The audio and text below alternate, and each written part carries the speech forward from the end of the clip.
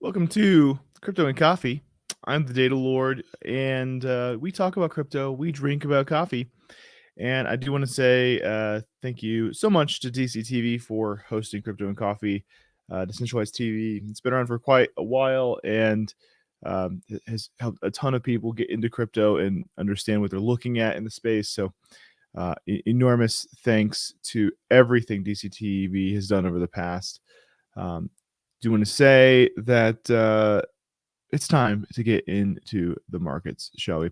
By the way, reason the show's a little late this morning, I found a big freaking black widow, like, you know, out where my dogs go. So I had to figure that out.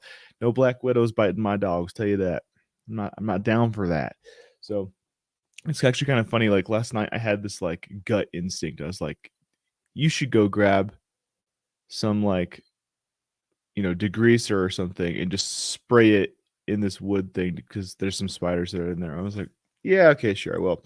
In the morning, I went outside and there's like this big freaking black widow, big hourglass on the bottom, uh, just outside the dog door. I was like, that's cool. Gut instincts are awesome. It's cool to see that whole thing happen. So, I scooped that little black widow into a little container, and I was like, "Oh, got it." He was dead, of course, but I want to make sure there's no babies that are hitching a ride or whatever. And I'm for sure going to deeply clean that whole area and then seal it so that that don't keep happening. But anyways, that is interesting. Codebug, what's up? Good morning, brother. I see you.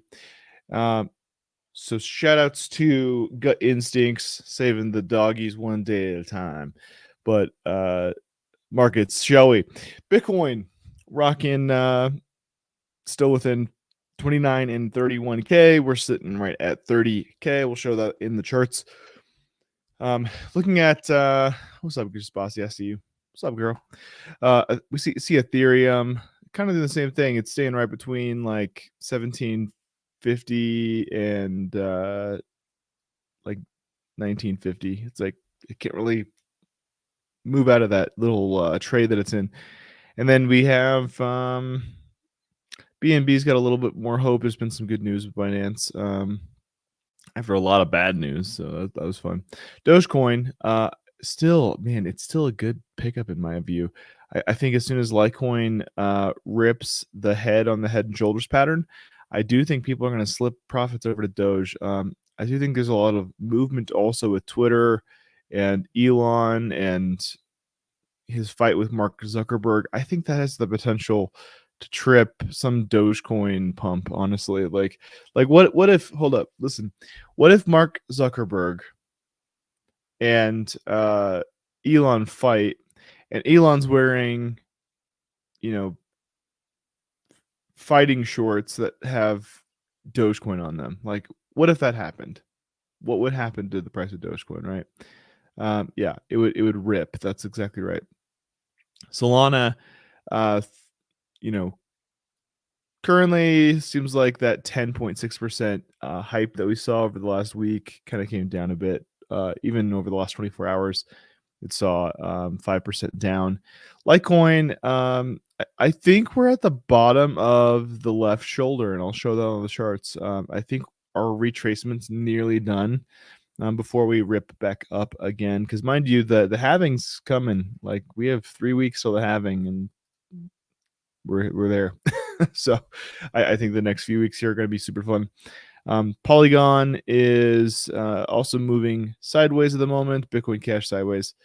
Bitcoin Cash big retracement after a pump for a little bit over the Hong Kong approval of Bitcoin Cash as well. So let's take a look at the charts, and where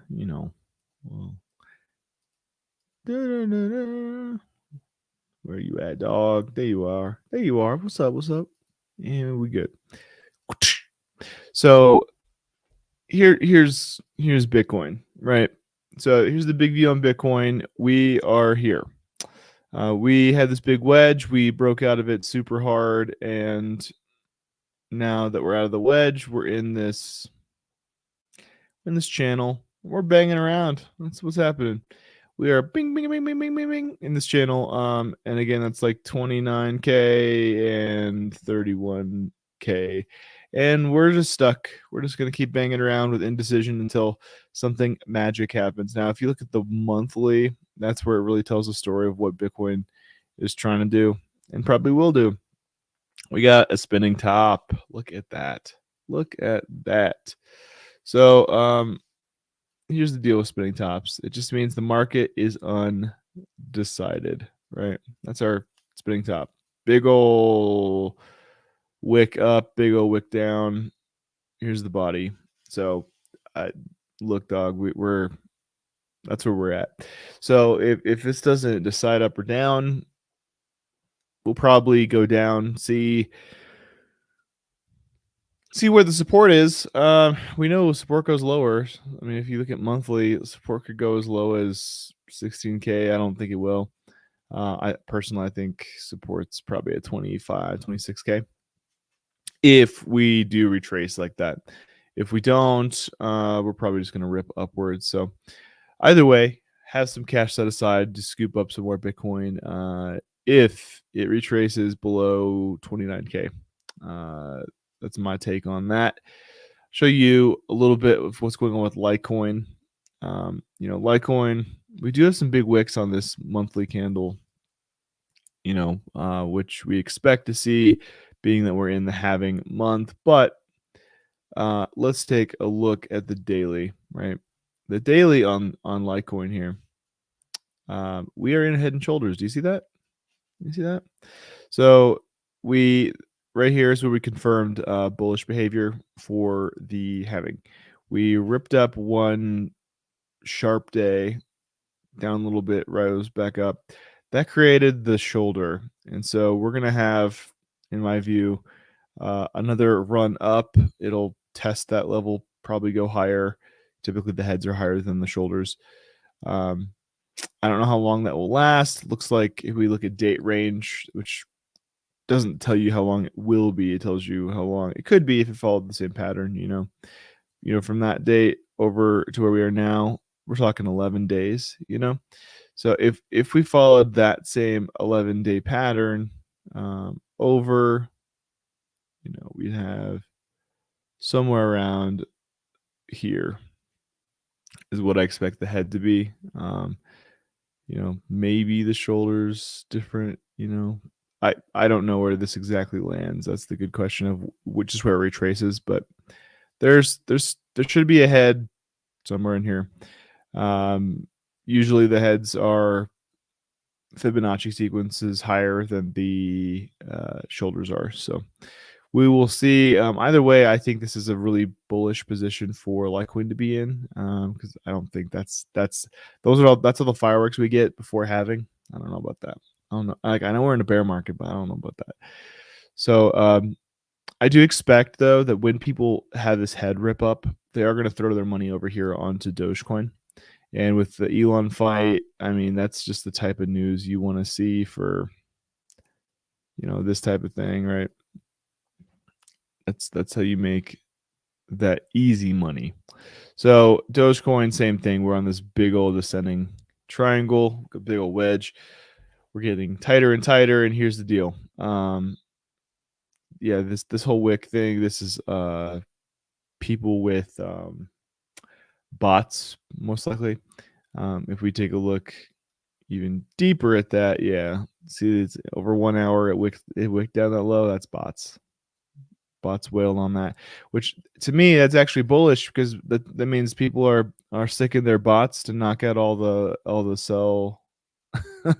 they're knocking out all the cells so they can scoop all of it.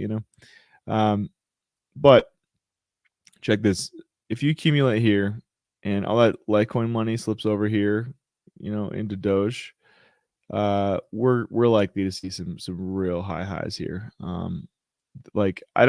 I don't know that there's a better on paper position for you to be getting in. Like look at this, that like right there.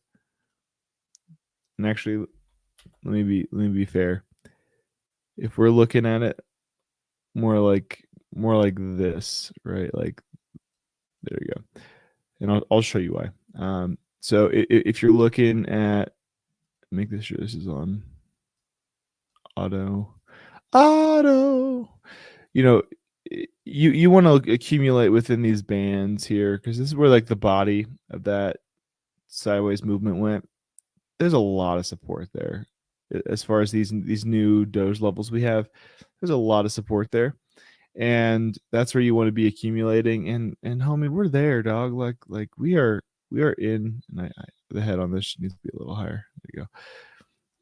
We're look, we're there, dude. We're in that area. So accumulate Doge. It looks like. I don't think Doge is disappearing. I think Doge is here to stay, and I think Elon's going to make sure of it. So, if you are into Ethereum, I was telling you too, we're banging around this range, right? Like, frankly, I need to do a little more love on these charts here. 1750 is what I was saying, up to like 2000, and that's pretty much the band that we're in, right? And it's just gonna bang around in there. It will it'll bust out a little bit, but it's the body of it's gonna stay in here. So if you're basically trading, near this low and near this high, you'll make some money, right? And the question people always ask, what percentage are we looking at, and over what time event horizon? Those are good questions. If let's say you were to pick something up like around 18 even, and you were to run that up to maybe, 1970, that's 9%. So you're able to probably do like 9% over the course of like a week or so. And if you were to look at the date range too on when these trades typically happen, you're looking at usually 25 days. Every 25 days we're seeing capitulation on that. So once a month you're able to do something around 10% gains. So it's not bad. It's not most impressive, but I think Ethereum's going to be chilling out a lot. I think we kind of found our area. It's probably going to be, it's going to have a hard time breaking 2K. I'll say that. And it's going to have a hard time going below 11 ever again. So just that's my take on ETH. And then Polygon Matic, programmatic, look just like Dogecoin, had this big old wick down. The bots were just trying to bust out the bottom because they saw the volume wasn't there. So that's good though. That means that we might actually be at the bottom of this current price valuation. So maybe Polygon's a good pickup too. Again, we're still in this, wedge. We're below in the accumulation zone. So I think this greater, wedge keeps happening. We'll probably snap back into it. So the Atom Cosmos, don't forget about that. We're also in accumulation for Atom too. Big descending wedge, all the SEC stuff stuffed a bunch of coins underneath the wedge they were actively moving in, but I do think you're able to scoop that up and see upward movement, but I don't know what the time event horizon looks like there. If this is more of a buy it now, kind of forget about it, and Cosmos will pop up in the news at some point, months down the line and be sitting pretty. So that's the markets for right now. They're relatively calm. I think it's okay. We just have a lot of buying opportunities, I think is really the takeaway here. So that is it for the markets. Hope everyone's doing well. I know everyone likely had a wonderful summer weekend. I know I for sure did. We had a church service out in the park outside. That was super nice. We had, time with my dad doing a bunch of garden work. It was cool. And I caught a freaking black widow in my backyard. That's not good. I don't like that. But let's get into our stories for the day. And let's see. Stop screen. Present. Opa. Almost. Rush. Donde está? I always do this where I have too many tabs open and I don't know which tab I have because they're called different stuff sometimes. Share this tab. There we go. What's up? So, rush for Hong Kong's crypto licenses are yet to translate to jobs. So, you know how Hong Kong and China just got the okey doke to do some cryptocurrencies. And so these exchanges have licenses, but they have to be able to make job applications and hire people, right? And that hasn't happened just yet. So hundreds of firms have been lining up for a Hong Kong crypto license, but recruiters say they are yet to see an accompanying rush for talent, which we see that in the States. Like, it's freaking hard to find, like a smart contract developer, for example. But all right. Crypto firms may appear to have been prepping entry to Hong Kong with abate excitement, but is yet to translate into country hires, according to recruitment executives. On June 1st, around 150 companies lined up for a local crypto license, which permits the operations of a local crypto trading platform. Some have reportedly even spent up to $25 million to nab one. You see that? $25 million for a license. That's pricey. Speaking to Cointelegraph, Sui, managing director of major recruitment firm Hayes, says that while exchanges have been seeking to build a base in Hong Kong, the industry's recruitment needs are light as of now. Many Web3 companies are still in the early stages of development, but we anticipate an increase in openings as they continue to scale up and mature. There's no CH in mature. It's mature. In fact, Wei said that since the dip in the crypto market, her firm has seen a significant decrease in requests for recruiting technical talent. This was particularly the case when talent was laid off in mass, which made some hesitant towards working at a crypto company due to the unstable nature of the business and mainly relies on the prices of crypto, she said. Similarly, Crypto Recruit, what a clever name. Hey, we need to make a company for recruiting crypto. What do we call it? Maybe we put the words backwards with no space. Crypto Recruit. Yeah, let's do that. Founder Neil Dundon said he hasn't really noticed much going on in Hong Kong. Even though rules have changed, venture activity is extremely low right now, he said, although it feels like we have bottomed. And I expect this to start trending upward from here. You hear that? That's good news. Venture capital might start considering investing in some projects now that the risk appetite's kind of increasing. Michael Page, Hong Kong's managing director, Olga Young, also said she's yet to see a significant increase in those looking for jobs in Web3,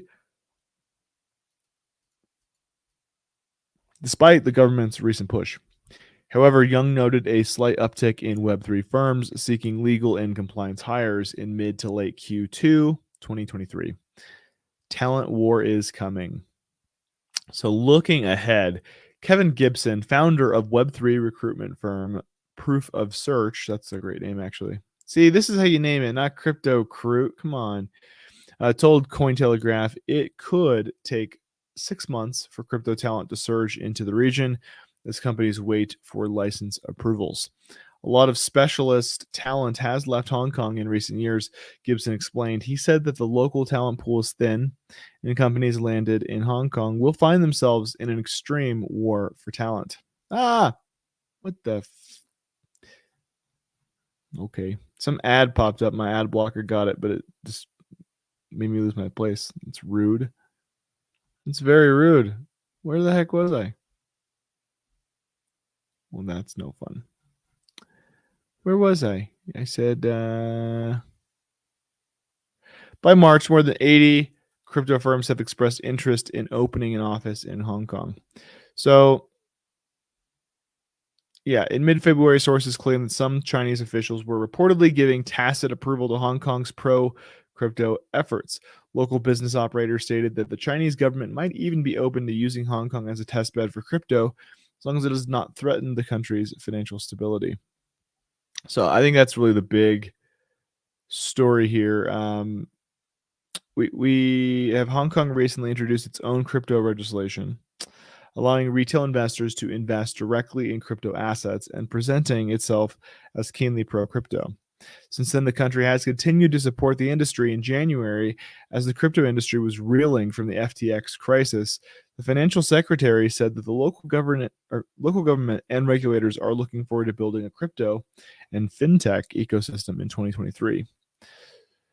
So that's what we're going to see. We're going to see a lot more of this. There was apparently a launch by Samsung of a Bitcoin futures active exchange traded fund on the stock exchange of Hong Kong. So Samsung, I don't know if you've heard of them. It looks like they are leading this whole Bitcoin futures matter in Asia. So really cool to see that even in Hong Kong. So just keep that in mind that, like, yes, things are moving upward. Yes, things are growing. Yes, the risk appetite's increasing, but there's still time for people to get their skills up if they want to get into crypto. But you got to hit the books hard. You got to hit them hard. Next article here: BIS survey reveals. Oh, that's blood red. That's scary. 24 central banks planning to introduce CBDCs by 2030. Well, CBDCs are a mixed bag, and we'll talk about why. I don't like this band down here. Block that element. Can I? Yeah. Yeah. According to the survey, progress in the global department of CBDCs has continued since last year, with a particular emphasis on emerging economies where CBDCs are viewed as a means of providing financial access to unbanked individuals. The Bank for International Settlements, or BIS, has released its 2022 survey on central bank digital currencies, revealing that approximately 24 central banks from developed and underdeveloped economies plan to introduce their own central bank digital currencies in the coming years. Me too, me too. I'm important too. The survey gathered responses from 86 central banks from around the world, highlighting the growing interest in digital currencies and their potential impacts on global financial systems. The BIS has been conducting the CBDC survey for 6 years to understand the motivation and intentions behind central banks' involvements in CBDCs, focusing on enhancing cross-border payments. So far, only 4 central banks worldwide have officially launched their own digital currencies. However, the latest BIS survey shows a significant increase in interest among central banks, with 93% of respondents actively engaged in CBDC-related work. Furthermore, the survey revealed that 60% of central banks stated that the emergence of stablecoins and other crypto assets had accelerated their efforts in developing CBDCs. Central banks could introduce 9 wholesale CBDCs, while interest in retail CBDCs was higher than in the wholesale version. The survey indicated the 24 central banks plan to have their digital currencies in circulation by the end of the decade. Within the retail space, 11 central banks are planning to join countries like Bahamas, the Eastern Caribbean, Jamaica, and Nigeria, which already have live digital retail currencies. On the wholesale side, 9 central banks intend to introduce wholesale CBDCs, which could provide financial institutions with access to new functionalities through tokenization. Wow. Good morning, Crypto Nation. Yo, Gundy, what's up, brother? Look alive, soldier. Based on the number of central banks that indicated that they would be very likely to issue a CBDC over the next few years, it may be that there will be 15 retail and 9 wholesale CBDCs publicly circulating towards the end of this decade, the survey states. I mean, talk about this for a second. CBDCs, look, if the country is going to be using, for example, like let's take the American food stamp system. I have no issue at all. No issue at all. If food stamps just have some like ERC20 token that backs them, it's fine. That's totally fine, because you're going to have people who are using something that's meant to buy food at approved locations to buy food at approved locations. That's fine. What's not fine is the non-fungible. That's the issue. Or I'm sorry, the fungible. So non-fungible tokens, meaning like, yes, this is meant to be spent in this exact way. One thing. Fungible tokens, where it's like, hey, this is my money and I should be able to spend it however I freaking choose to spend it. That's the problem. As soon as they start telling you what you can and can't do with your general earnings, that's the problem. Why can't you spend your money the way you want to spend it? And why is it their business how you choose to spend money you have legally worked for? That's the issue, right? You have a right to life, liberty, and property. Okay, um, that is infringing on your property rights, and that is infringing on your liberty to have privacy and to spend your money how you see fit. So I see this as being unconstitutional in the United States. I know a lot of other countries don't have constitutions that necessarily guarantee those rights, but I do think in the United States we hold the line here. CBDCs are dangerous. If they're going to put parameters on our money, like if we let's say, hold up, let's say there's some new war, we'll call it War X, okay, and you start protesting War X, and it's the primary government agenda. Can people just turn your money off programmatically? That's the issue, right? They can cancel you, they can coerce you, and using money as the leverage. So that's not good. We can't allow that to have an inch in our own countries. No way. So if banks want to use CBDCs to send money in between banks more efficiently than SWIFT, that's fine. I don't have an issue with that. They need to upgrade the infrastructure. But as soon as they start trying to slip it over where they have a centralized currency that's programmatic and they can choose to put limits on when money expires, or survey who you buy things with, or who you buy things from, with your general earned income, we're not playing that game. No, don't do it. So anyways, it may be that there will be 15 retail and 9 wholesale CBDCs publicly circulating towards the end of this decade, the survey states. And Indo, what's up, bro? Good morning. What up, DCTV? Happy Monday. Let's go.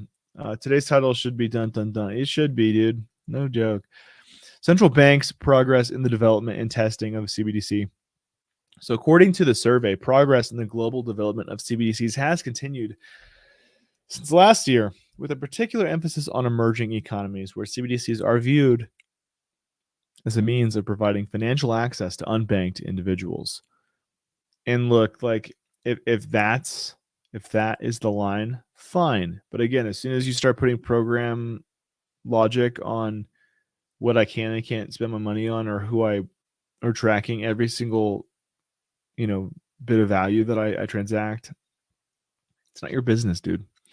The BIS also suggests that if retail CBDCs are introduced, they will likely complement, coexist, and alongside existing domestic payment methods.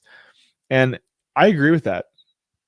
This right here, BIS suggests if retail CBDCs are introduced, they're not going to make the dollar go away. They're going to be alongside it. They're going to complement it. They'll likely complement and coexist alongside existing domestic payment methods. So that's, like I said, that's fine. If we're going to digitize food stamps and other types of like purpose specific money, okay, cool, that's fine. I get it. That's great use of blockchain, right? But as soon as you're stepping over that boundary where things should be free and clear and not your business, and you're making them not free, not clear, and your business, I don't like that. For instance, the Swiss National Bank plans to issue a wholesale CBDC on Switzerland's digital exchange as part of a pilot program, while the European Central Bank is moving forward with its digital euro pilot, aiming for a potential launch in 2028. Other countries such as China, India, Brazil have also announced plans to introduce their separate digital currency soon. However, the survey raises concerns regarding stablecoins and crypto assets noting that if widely used for payments, they could threaten financial stability. Recent events in the crypto market, including the fall of Terra USD and FTX and the bankruptcy of banks servicing crypto providers, have heightened these concerns and triggered sell-offs among investors. You hear that? That they should trigger sell-offs. It's a legitimate risk.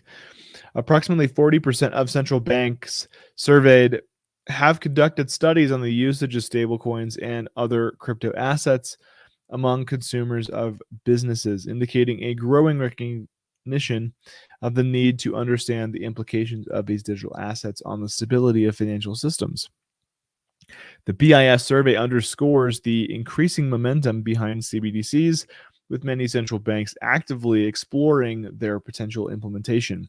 As these digital currencies continue to evolve, they have the potential to reshape the future of global economies, enhancing financial stability and revolutionizing cross-border payments. And so right here, revolutionizing cross-border payments, that's fine. Every crypto is good at that, because every crypto is able to go across borders, no big deal, and be able to be transact. Bitcoin solved this problem already. So the fact that there's all these other currencies, it's irrelevant. Like, Bitcoin solved this a while ago, dude. We're acting like we're trying to solve new problems, and they're not. This was solved in 2009. You know what year it is? You can get with it. Also, CoinSpeaker, I want to say, you making everything blood red whenever I highlight, I don't like that. Stop making my screen blood red, you freaking psycho. You psycho. Let's go. Bitcoin supply shock will send BTC price to 120K standard charter. So check this. Bitcoin miners will hoard BTC and drive up prices in the process, with BTC prices due to tap 50,000 this year as a result. You hear that? This year, we're at least on track to crush 50 as a floor. Bitcoin is in line to hit 50K this year and crack all-time highs in 2024, says Coin Chartered. In a report quoted by media outlets, including Reuters, on July 10th, the bank giant went on record to announce a BTC price recovery. In the wake of seismic changes in the institutional approach to Bitcoin in the United States, the mainstream narrative around the largest cryptocurrency is shifting rapidly. Standard Charter, which just last year forecast the BTC price dropping as low as $50,000, now believes it will end the year 10 times higher. Yeah. BTC USD should reach 50,000 in 2023, the report from the global head of research and chief strategist Jeff Kendrick forecasts. Therefore, Bitcoin should go on to 120K by the end of next year. The reason, Kendrick believes, lies in supply dynamics. As miners dedicate more and more resources to preserving the network, they are also selling BTC, creating a supply and demand imbalance that will tip in the bull's favor. Increased miner profitability per Bitcoin means miners can sell less while maintaining cash inflows, reducing net BTC supply and pushing BTC prices higher, the report states. Standard Charter is already active in crypto with its crypto custody platform Zodia, raising $36 million in a Series A funding round in April, a sign-off of the pro-Bitcoin Times.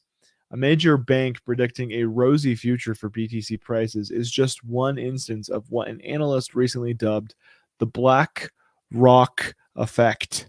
I have to enunciate that clearly. I've said before, Colorado has a casino called the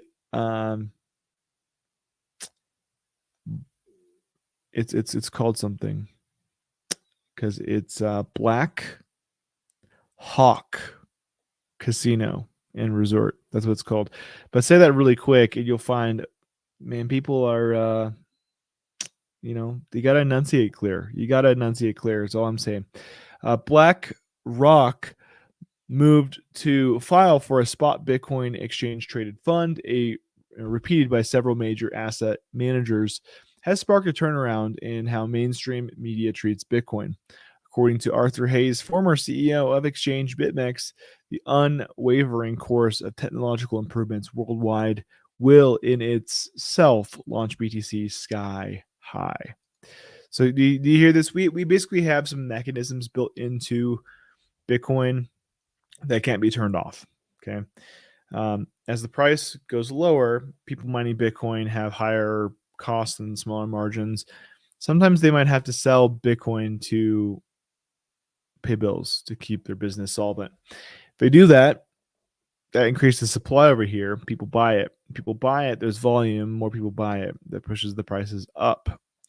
The prices go up, and bulls might get a sniff, catch a little whiff, and start pumping money into the space.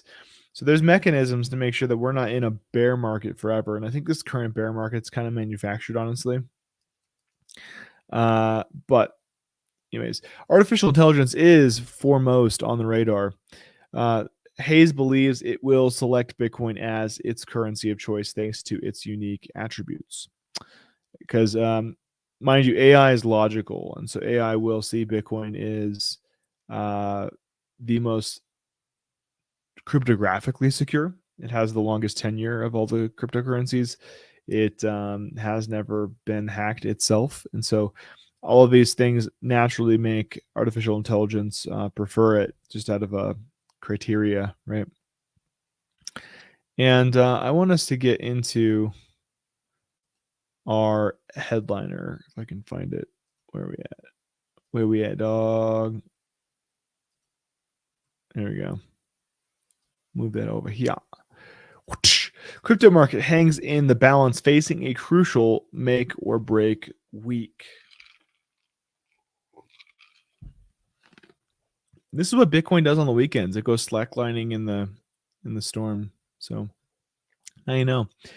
As the crypto market moves into the heart of summer, cryptocurrency enthusiasts are eagerly pricing.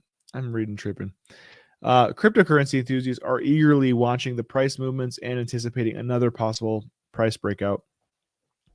This sentiment is further amplified by the remarks made by influential crypto analyst Michael Van de Poppe, who stressed the significance of the ongoing week for crypto market in a July 10th tweet. And, maybe we'll take a look at that tweet here. So he says make or break week. I'll zoom in because this looks terrible. Total market cap for crypto is still nicely consolidating, through which a new higher high is on the cards. I'd prefer to see a 1.08 trillion hold as support. So he's actually charting like the actual financial levels inside of here. This is how much money is in the total crypto market, right? And so he's actually charting it and seeing our chart swings. So we're kind of holding steady, and that means we're likely to see the price go up and then retrace. So conveniently, right when Litecoin's having. Wow, imagine that. It feels like these things are related. Are they related? Maybe they're related. The renowned crypto analyst Van de Pope probably, has recently declared the ongoing week as a make or break it week for the cryptocurrency market, with a total market cap steadily consolidating. In light of this, Van de Pope, I think that's how it's pronounced, emphasized the importance of 1.08 trillion support level for the crypto market to make a strong upward move. It is imperative that it holds level, or that this level holds as support. So anytime you have price moving sideways, that does create support later on. And if it moves sideways upwards, then we now have a support level lower. If it goes down, then we now have resistance. We got to bust through that with high degrees of confidence. So according to the trading expert, the current total market cap is in a phase of consolidation, hinting at the potential for a new higher high. This consolidation phase often serves as a precursor to a market rally in a near-term trajectory. So it's highly likely we'll see this take place in the next few weeks here. Investors and traders alike will be closely monitoring the market dynamics this week, as any significant breach of support or an impressive surge could set the tone for the market's future course, as Bitcoin plays a dominant role in shaping the overall market with 49.9% market dominance. We're almost there. Traders and investors should stay attuned to the correction phase that lies ahead, because it's going to affect all of our positions, right? Pope anticipates Bitcoin to undergo a correction before resuming its upward trajectory. So it's going to undergo a correction first. It's going to go down a little bit. This correction is expected to establish lower price levels, enabling market participants to capitalize on increased liquidity. Furthermore, it is worth noting that the cryptocurrency market tends to exhibit heightened sensitivity to concerns surrounding the Consumer Price Index, or CPI. In the next 48 hours, it's likely that fear-driven reactions to CPI data will significantly influence crypto market behavior. So it looks like CPI data is going to come out. It's likely to make Bitcoin retrace down a little bit. If that happens, great. It just means that we have the ability to buy some cheaper Bitcoin. So look, we're going to have a lot of opportunities to buy. And if Bitcoin's not going to do anything interesting, altcoins are going to play. That's usually what happens. Altcoins are going to do something interesting, and it'll likely be Litecoin, being that we have a halving going on right now. So really interesting intersection of events. Over 168 million worth of tokens are set to unlock in July. Zoom in on this.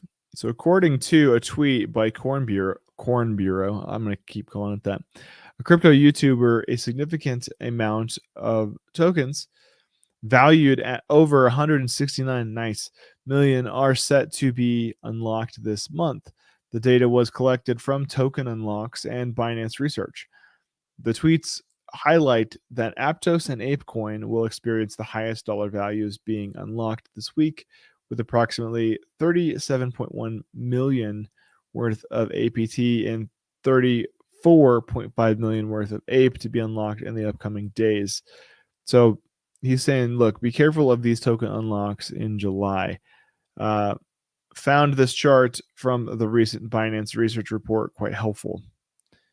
So what we got here? Basically, people are holding these coins, and all of a sudden, these tokens get unlocked. It just dumps liquidity, dumps supply into these, and people are going to be holding the bag because the price is likely to go down significantly. So if you're not paying attention to that, you're going to get your lunch money stolen.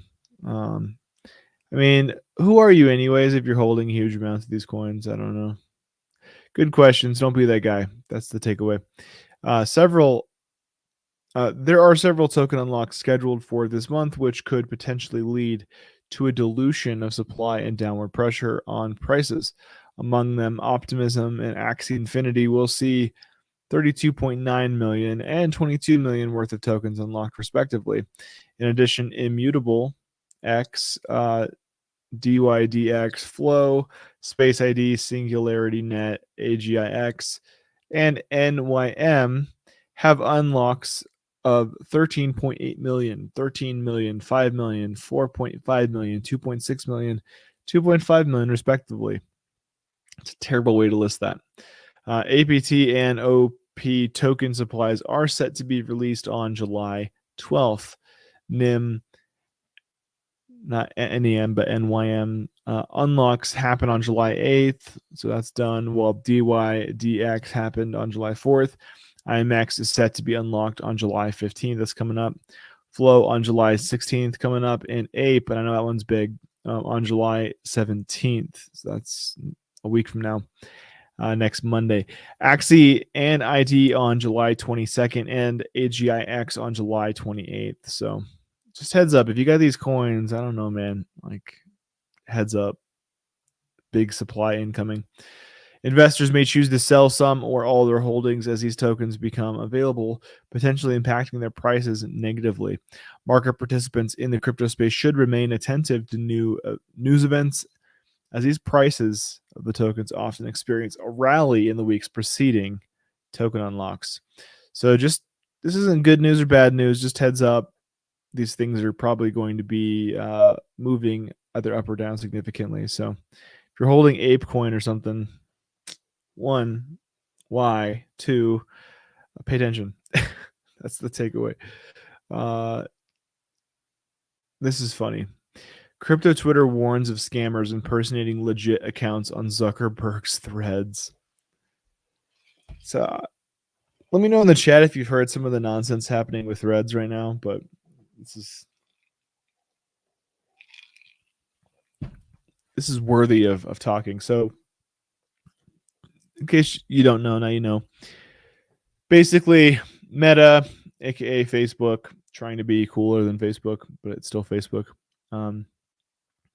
They made a tool called Threads. It's meant to basically copy paste what Twitter does, but be owned by Facebook. So Threads basically had a bunch of people who were angry previous Twitter employees, and they came over to Facebook to say middle finger to Twitter, and they basically broke their non-disclosure agreements, and so there's a bunch of lawsuits happening there. But even beyond that, the security programming is really bad. On Threads, it's easy for you to get verified as a legitimate account, even though you're not, the legitimate person. So that's what this is talking about. So let's read about this. Crypto Twitter users are sounding the alarm, wasting no time in exposing the scammers who have cunningly emerged on Meta's newly launched microblogging app, Threads. With the app's staggering sign-up rate surpassing 100 million within a week, its release on July 5th. The scammers have seized the opportunity to dupe unsuspecting users, aka noobs. However, the astute members of the crypto community have taken it upon themselves to expose these fraudsters who have resorted to impersonating prominent figures within the crypto community. Before I keep going, Twitter has proven in its current state to be the right platform for crypto. So I don't know why any self-respecting crypto person would go to a censoring platform like Meta, for example. I don't know. The growing prevalence of these bogus accounts has sparked concern and vigilance among the crypto community, prompting users to exercise caution and remain wary of potential scams. Crypto Twitter exposes scammers on Meta's threads. So Jeffrey Huang, popularly known as Machi Big Brother on Twitter, recently shared his Threads profile only to discover that an imposter had already set up a fake account mimicking his Twitter persona. Yo, and he hits it. Over the weekend, another prominent entity fell victim to impersonation on Threads.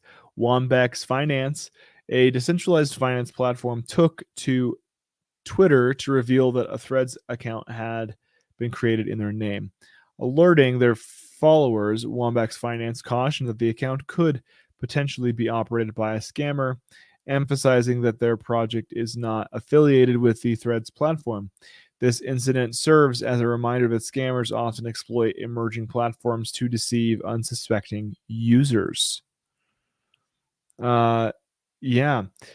And check this. Indo's all up in these like scammer investigations, and he says that Machi's a huge scammer, and you want to be careful listening to that dude in the first place, but especially that dude on Threads. This is hilarious that a scammer started an account in his name. Yes, I mean, look, there's no honor among thieves. You got to know. Impersonators on social media platforms have become an all too common occurrence, with scammers utilizing these fake accounts as a breeding ground for their deceptive schemes.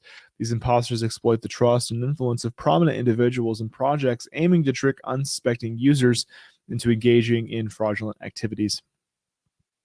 So, Meta Threads, despite its rapid rise in popularity, is not exempt from this phenomenon, as highlighted by recent incidents involving impersonations of notable crypto figures and projects.